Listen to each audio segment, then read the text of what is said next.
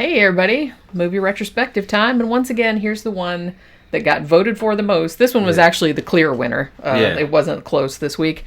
This is Lucio Fulci's Zombi. I tell you what, I never seen this movie. I know. It's the first time I've seen it. But I remember that poster back in the 80s when I was a kid. What the hell, Oh, Brooke? no. What the hell, Brooke? Stepping over the shit. I remember seeing that poster when I was a kid back in the 80s, going, fuck that. Fuck that movie. Yeah, fuck that shit. That shit's too hardcore for me. And it was in a time when it was like the beginning of VHS rentals, and you couldn't find that one anyway. You never really saw it. It was kind of hard to get. It was kind of hard to get. So I kind of had imagined it to be a lot worse than it really was. But when I saw it, you know what I mean? It was good, still a good movie. Yeah. But it was like, in terms of gore and everything, just on par with like Day of the Dead. Really. Yeah. I thought the gore was really good. Yeah, it was good, yeah. Well, that's kind of what this movie is famous for. It's like, oh shit, I should have worn... I have like actually a zombie shirt that says we're going to eat you with that zombie on it. That zombie is like iconic. And like I said, I mean, the poster for this, like, I used to have... I think I gave it to my ex-husband for Christmas or his birthday or something like that one year, like many, many years ago. They used to make, I don't know if they still do, but they used to make like a really nice mask of that zombie. And it looks amazing. They used a lot of live worms in this movie. Oh, yeah. On the zombies, which that helped. Oh, the Italians. They're just like, what? You know, it's cheaper. We'll just dig up some worms or some maggots or whatever and throw that shit on there. Put it in your mouth. It's fine. The effects look pretty good. The mask look pretty good. I must say that the photograph of the mask on the poster looks better than it does in actual film, but it still looks good. Yeah. This looks pretty good. Like I said, it's super cool. And this was supposed to be a movie in the same universe as Night of the Living Dead and Day of the Dead and Dawn of the Dead, kind of. I'll get into that. In Italy, it was supposed to be kind of like a licensed. Wasn't it supposed to be kind of like a licensed? Sort of, but that was done like after the fact. Yeah, because okay, so the reason why now in the U.S. and in some other markets, it's just called Zombie, and that's it. In other parts of the world, it has like many other titles. I've seen it called Zombie Flesh Eaters. I've seen it called Nightmare Island. It's probably most broadly known as Zombie 2, the zombie without an E on it. Now, the reason for that is that George Romero's Dawn of the Dead was actually released in Italy before it came out in the U.S. But the version that they saw was just called Zombie, and it was actually re-edited from the American version by Dario Argento. So he actually put a new score in it using Goblin like he usually did. And he made it kind of more like action-packed, I guess. Like he kind of shuffled some of the scenes around and cut some of the humor out and stuff. So the version that the Italians saw of Dawn of the Dead was just called Zombie, and it was different than the one we got. So what happened was the screenwriter of this, Dardano Sacchetti, who worked with Lucio Fulci on a lot of movies, I'll kind of get into that later on too, but he was writing a script in, I guess, summer of 1978, and it was actually not supposed to have anything to do with Dawn of the Dead. He wanted to do like a retro voodoo zombie movie, and originally the screenplay was called Nightmare Island or Island of the Living Dead or something like that. So when Dawn of the Dead like did so well in Italy, they were like, well, why don't we just like say that it's Zombie 2 and that it's like a sequel to Dawn of the Dead. That's what they did. Even though it's really nothing to do with Dawn of the Dead. I mean, the zombies are not formed by the same process.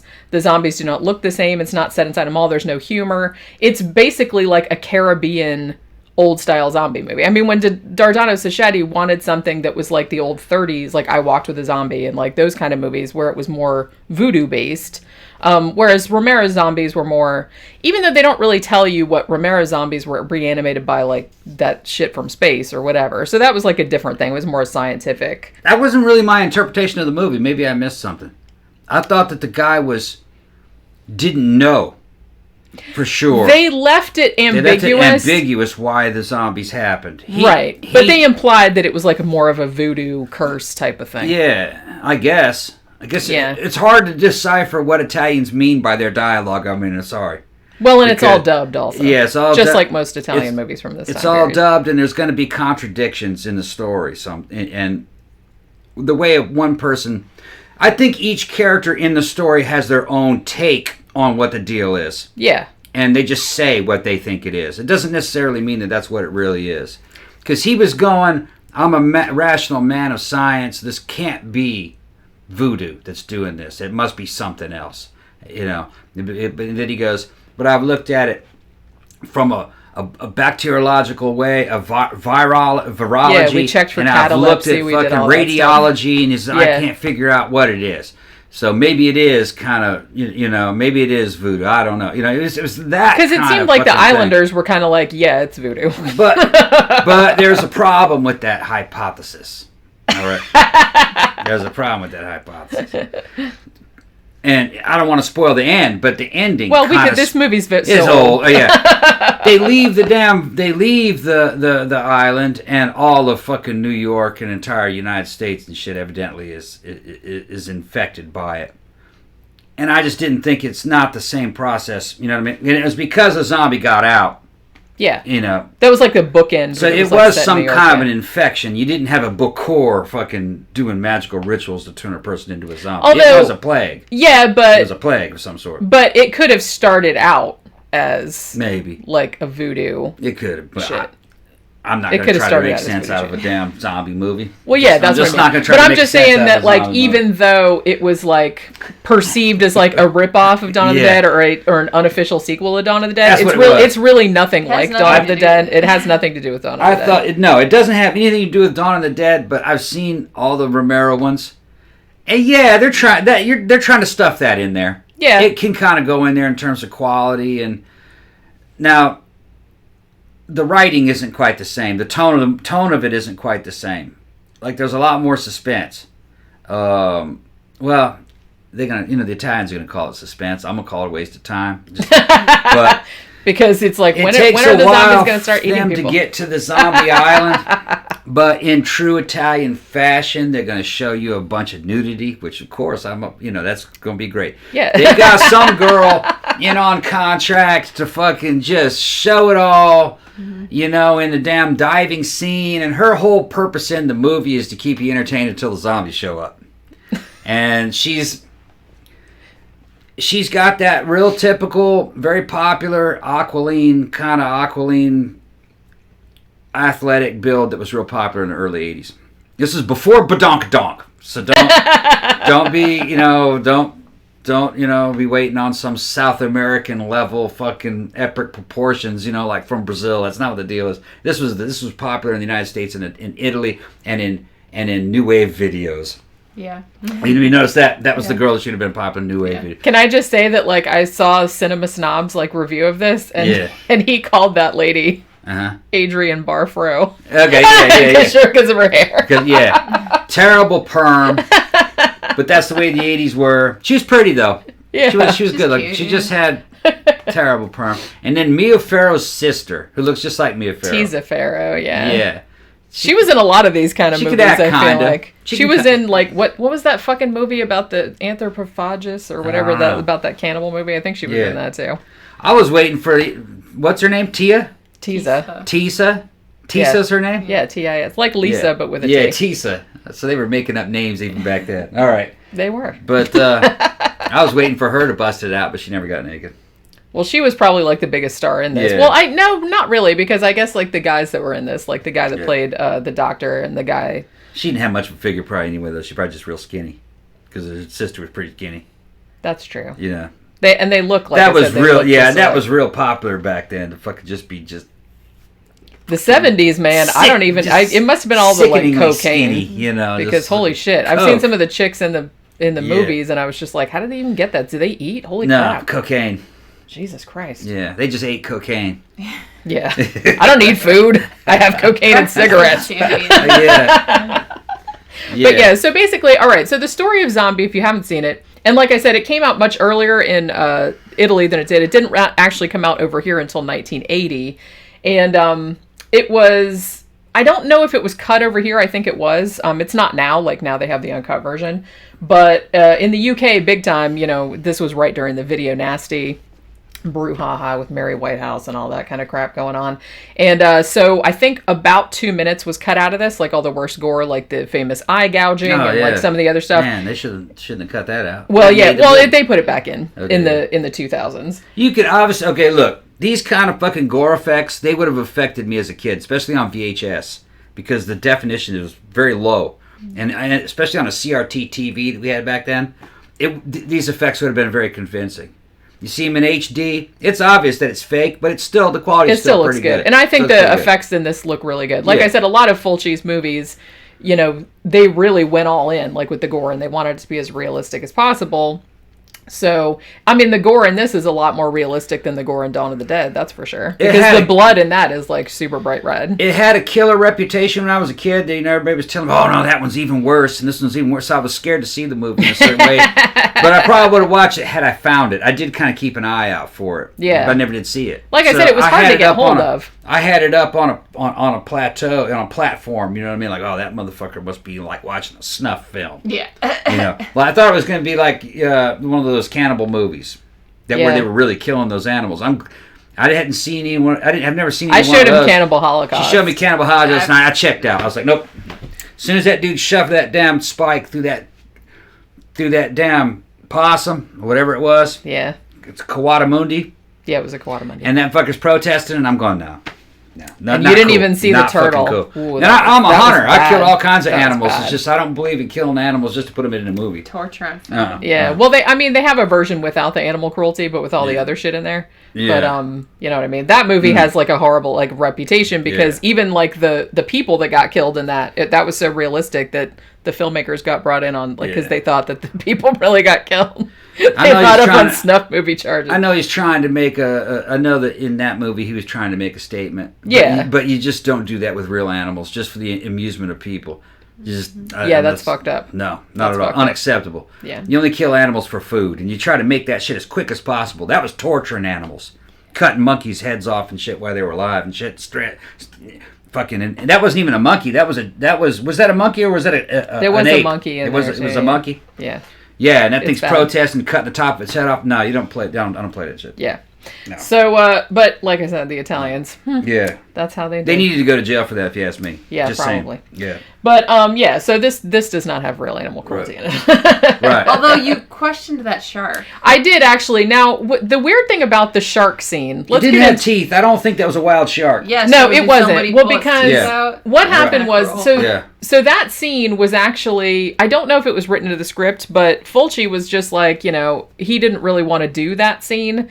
But I guess that somebody, like one of the producers or something, was like, hey, we shot this scene with like a shark trainer, like, done up like a zombie. And he's like, looks like he's wrestling the shark, which he did for real. And Fulci was like, man, that's stupid. I don't want to put the zombie fighting a shark in a movie. But once he saw the scene, he's like, oh, all right. And then he ended up putting it in the movie. I understand why. And that's like one of the most famous scenes from that movie. This is still, what, mid-'80s or early 80s? Early 80s. Well, no, late 70s. Late 70s, okay. 70s. That's perfect. I know why they did it. It's on the back of Jaws. Jaws was a huge phenomenon. You had a scene in there. What would it be like if Jaws and a fucking zombie fought? But it wasn't a very violent scene. It's just a guy kind of pretending like he's wrestling with a shark swimming around. The only thing that was unusual about it was he pretended like he's biting the shark. The shark, I noticed, didn't have any teeth, and I don't know. Or it didn't look like her. It didn't look like what kind of shark was that? It looked like a lemon shark, I want to say, but I'm not real sure. I used to be real up on my luck. I was watching the shark, and he was grabbing that shark, and it was definitely not a wild shark. It was used to being handled. Shark didn't care. No. Well, yeah, he's just like... Shark's like, okay, we're having fun. Even the lady freaking out when it was like so many... He's like, it's fine, I'm not going to eat you. I'm just swimming near her. I'm just swimming. That was a well-fed pet shark. Well, yeah, like I said, and that zombie was actually a shark trainer. Yeah. And that's like that whole thing was why they put that in the movie to start with, because I don't think that was initially in the story. Yeah. But yeah, so what happens in this movie is that at the beginning, basically there's this derelict sailboat that's in New York Harbor. So these cops go and find it. They don't find anybody on there, and they're just like, what the shit? And then all of a sudden, like, this big fat zombie like comes out and bites one of the cops. Yeah.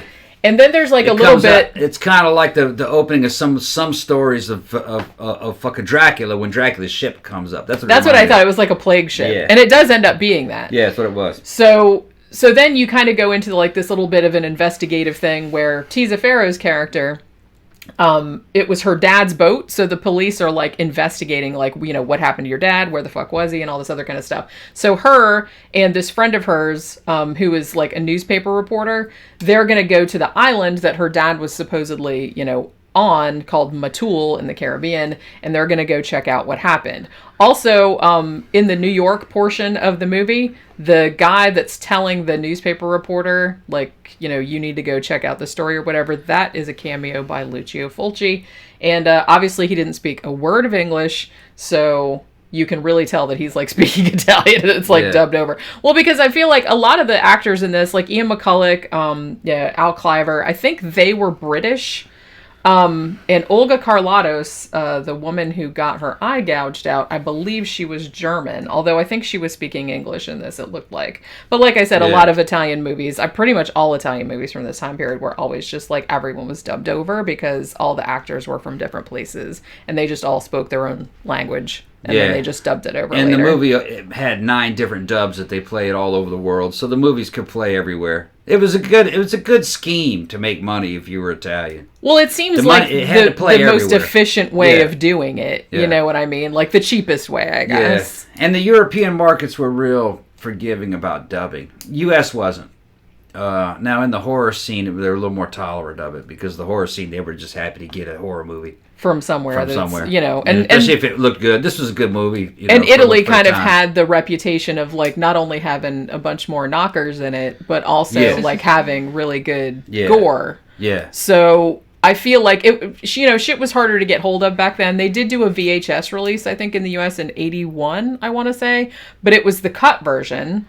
I don't think they even released this uncut in the US until the '90s. Yeah. You know what I mean? Like they had some, as far as I'm aware.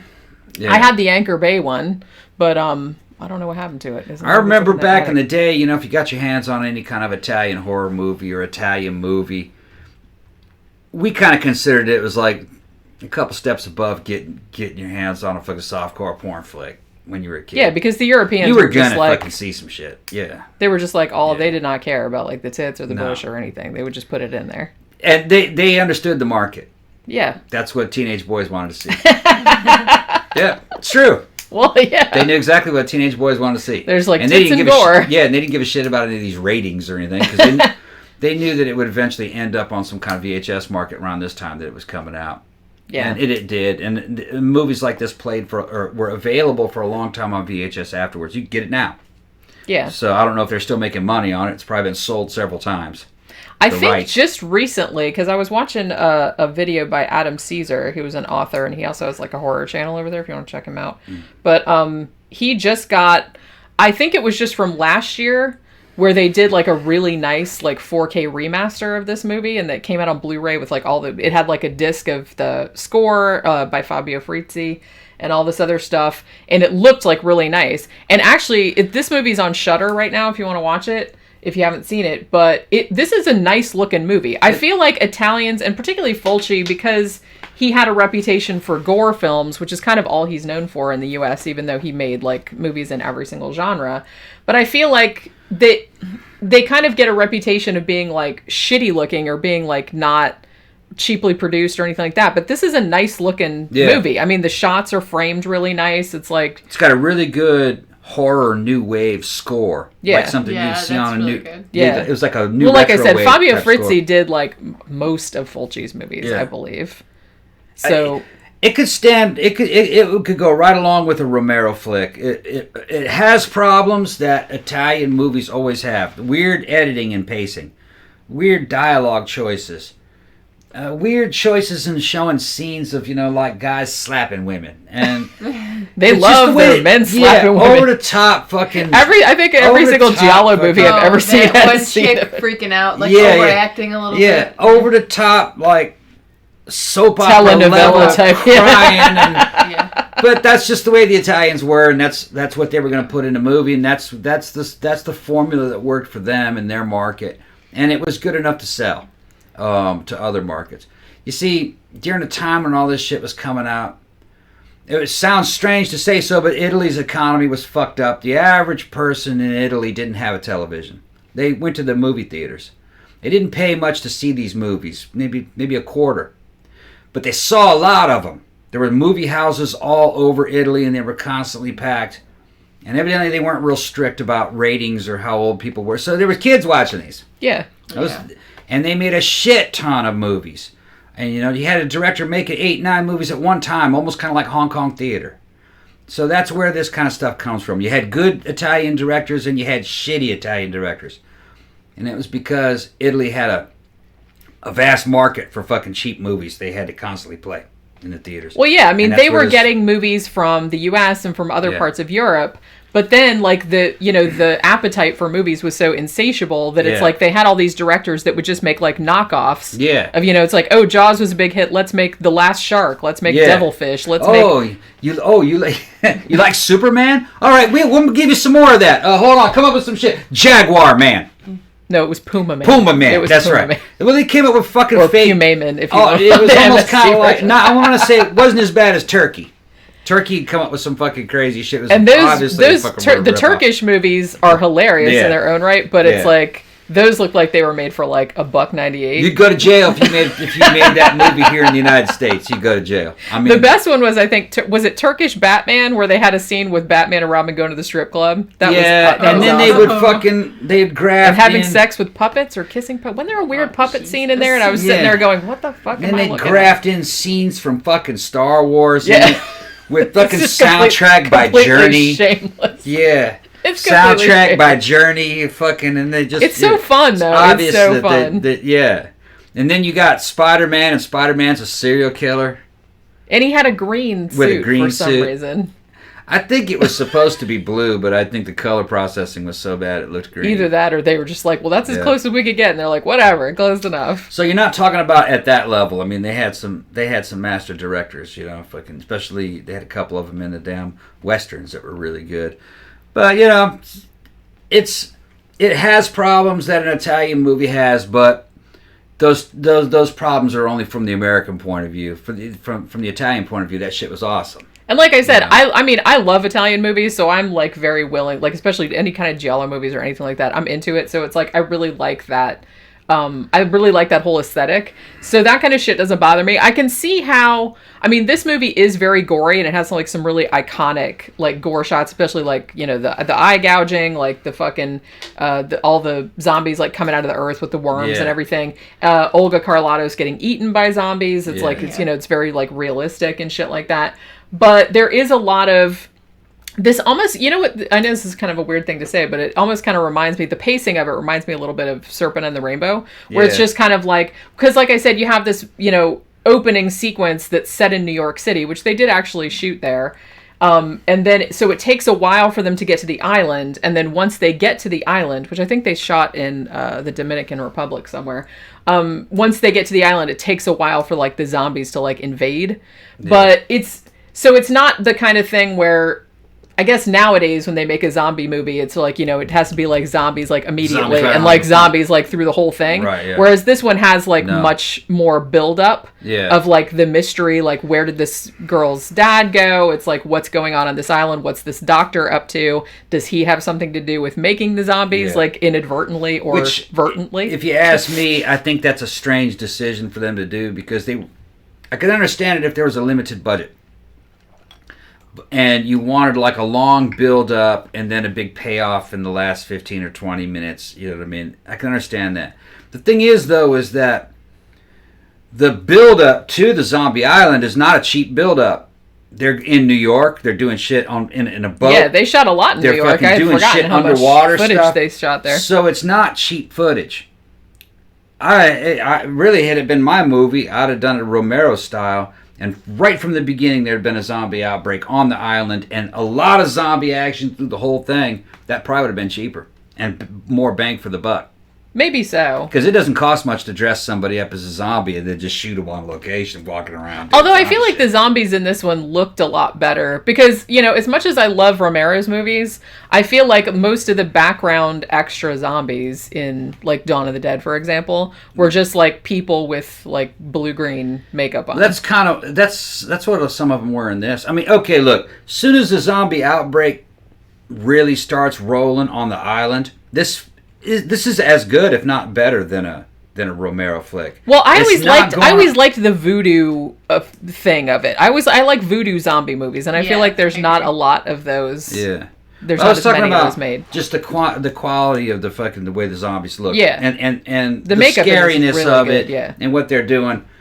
I think there was payoff in the movie. It wasn't quite long enough that I would have saved money with all the fucking New York shots and all the shark shots and underwater teddies and fucking tight ass women. I don't want them taking the shark. That's all great. I love the shark. That's all great, but that was all shit. I think I'd just rather have a bunch of zombies. Another half hour. Like you could have just started it on the island and not started even had it pretty much thing. On the island. But the thing that I liked about the New York thing, though, at the beginning, it did explain is that outbreak. It bookended at the end, because at the beginning, That's like true. that one zombie like falls in the water, like in the New York harbor, and then they go to the island, and all that shit happens, and then at the end, like the two, like Tiza Farrow and the other dude, like escape the island, and they're like, hey, we got to bring this guy back so we can prove like what happened, and then when they get back to New York, spoiler alert, zombies have already invaded because of the cop, because the cop got zombified, they got attacked by the zombie like on the boat the whole at the going beginning. to the island and from New York to the island almost kind of felt like they were doing the King Kong thing where they're going to Skull Island. It was kind of like that. I think they tried to do that.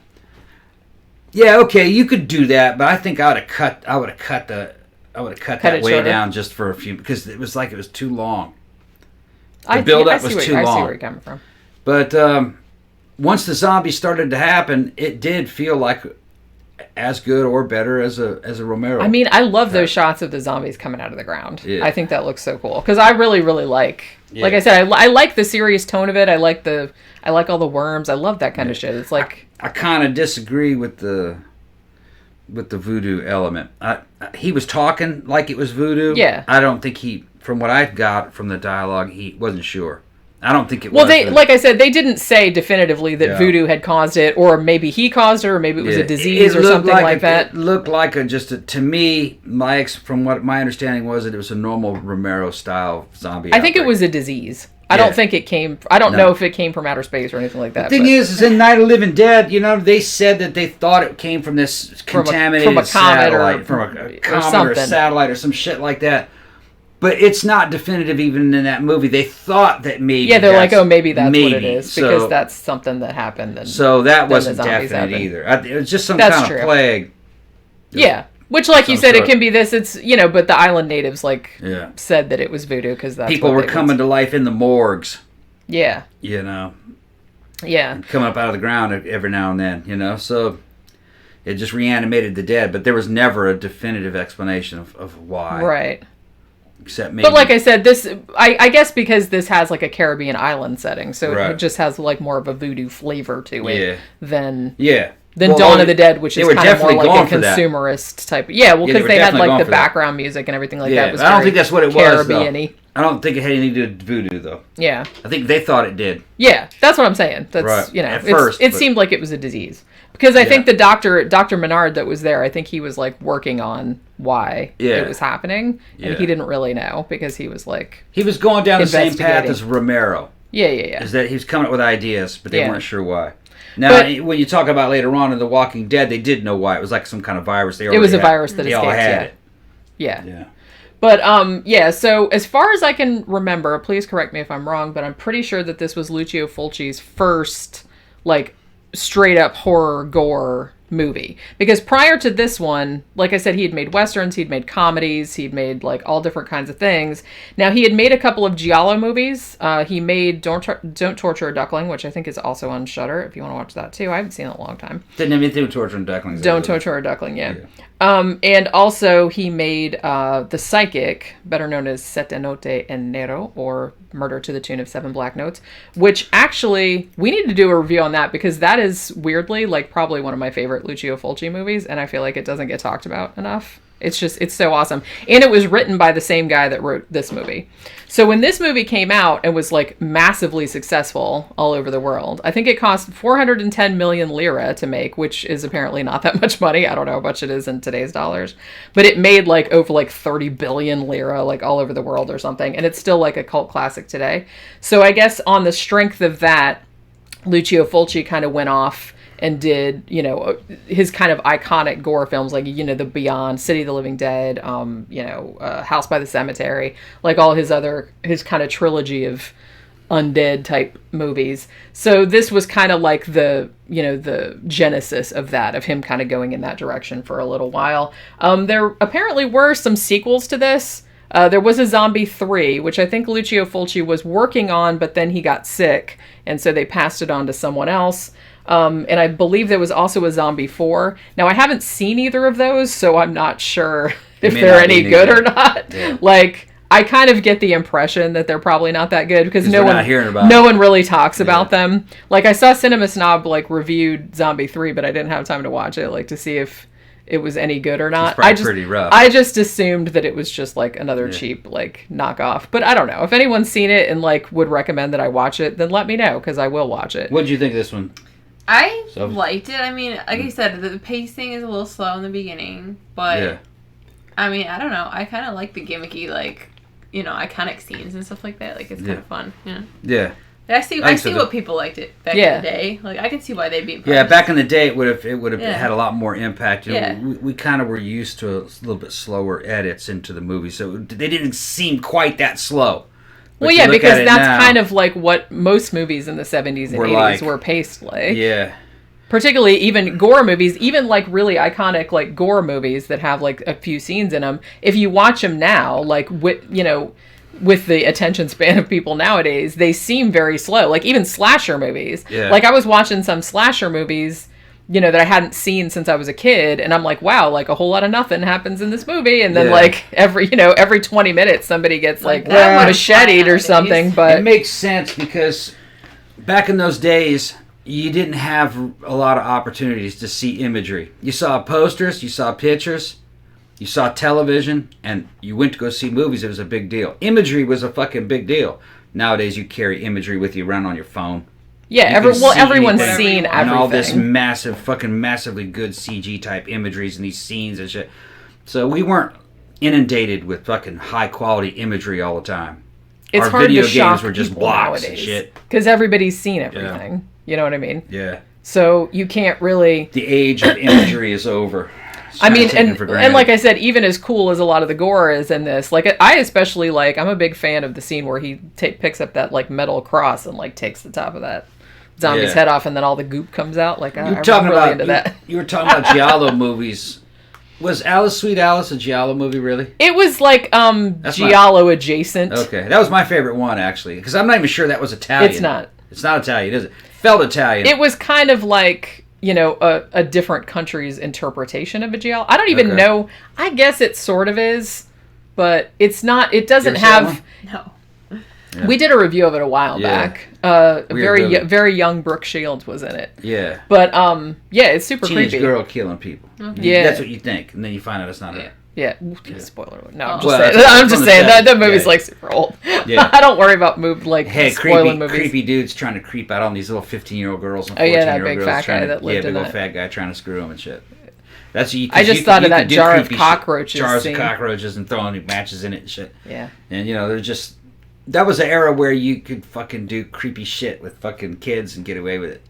That's true. In the film. Yeah. You know what I mean? Yeah. Fucking, weird shit. I mean, like I said, I guess technically you could probably call that a Giallo movie. Although it doesn't really have like a lot of the hallmarks of the kind of classic Italian ones, I suppose. Yeah. But it's kind of like I said, it's another country's take on it. So, and I've seen it called a Giallo, like other people. Yeah, and the other was like an American version of the Giallo kind of. The one with the twins? With the twins, yeah, that was creepy. No, that wasn't anything like that. It just kind of reminded. It was being played at the same time.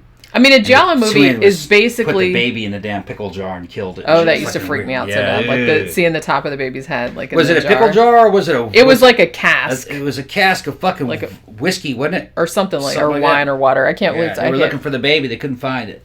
The book was good too. Like by Thomas Tryon. He also read Harvest Home. This little kid, little evil kid, and he was psychic. Oh, okay. It was kind of like something kind of like Damian or something out of The Omen in a way. Yeah, I mean, well, like I said, Giallo movies generally don't have supernatural elements. Yeah. Although the Fulci one, the psychic, did, but it was still like structured, but like they don't usually have supernatural elements. It's usually like a crime story not quite like a police procedural because it focuses more on the victim, but it's usually like a masked killer that's going around killing. So Alice Sweet Alice is kind of like that because it's a killer with a mask that's going around picking people off.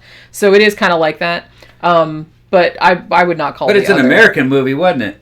I think it was American, yeah. It felt Italian, though, the way it was filmed. Well, because it was influenced by that. Yeah, okay. I mean, and that's what we were talking about. We were talking about this a little bit last night because we were talking about how, like I said, I think some people that don't know a lot about horror movies will have the perception that Italians just made like rip-offs of American horror movies, but that's really not the case. No, Americans are ripping off I thought Italians it was the other way around. And in a lot of ways it kind of is the other way around because I mean you can say like for example like slasher movies, which obviously were influenced by giallo movies, but also I would call the first slasher movie Bay of Blood or Twitch of the Death Nerve, which was Mario Bava. That was the first movie that had like a POV killer, a first one that was going around like killing, you know, a bunch of victims like one by one, like in a very slasher movie fashion. And that came out in like 1968, 1969, something like that. So even before Black Christmas, which was 1974.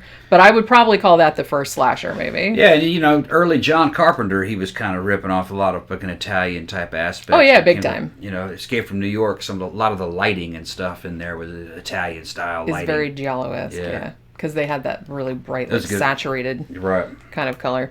All right, so that'll do it for our review of Lucio Fulci's Zombie. Hope you guys enjoyed it, and we will see you on the next one. Bye.